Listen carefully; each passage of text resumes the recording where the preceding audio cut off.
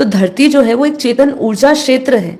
हर ग्रह की अपनी एक प्राण शक्ति और आभा मंडल होता है और जो आत्माएं और ब्रह्मांडीय शक्ति से संचालित होती है।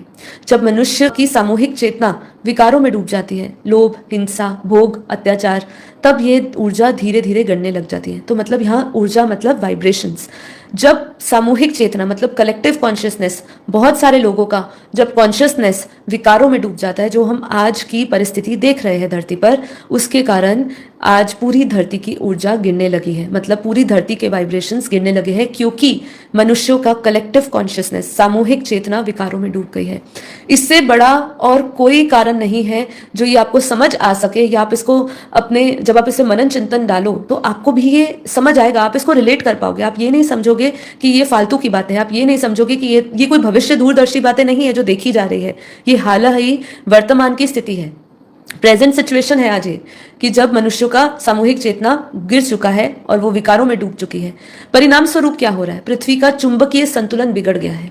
जो ग्रेविटी है, जो धरती को चलाने वाली जो उच्च शक्तियां थी, वो उसमें संतुलन बिगड़ चुका है। 5 तत्व जो है, जल, वायु, अग्नि, आकाश, पृथ्वी, ये असंतुलित होकर बाढ़, तूफान, भूकंप जैसी आपदाएं का रूप ले रही है। तो ये पहले क्यों नहीं ले रही थी, आज ज्यादा क्यों ले रही है?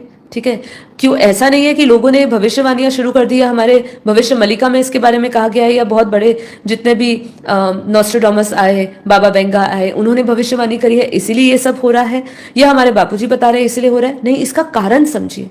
यदि आप इसका कारण समझेंगे तो बापूजी ने जो निवारण दिया है, परम शांति के वाइब्रेशन, जो सबसे प्राचीन वाइब्रेशंस है।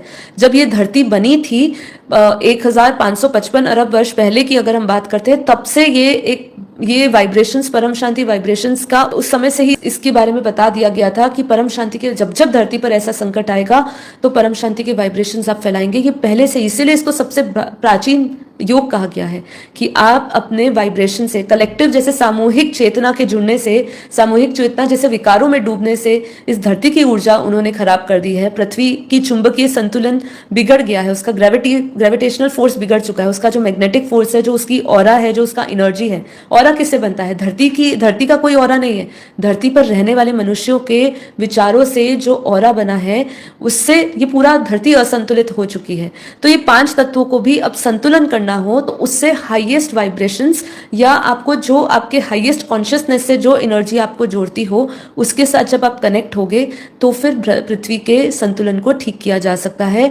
बाढ़, तूफान, भूकंप जो ये आ रहा है, इसको रोकने का आप प्रयास नहीं कर सकते, कोई डिजास्टर्स मैनेजमेंट नहीं कर सकते अब।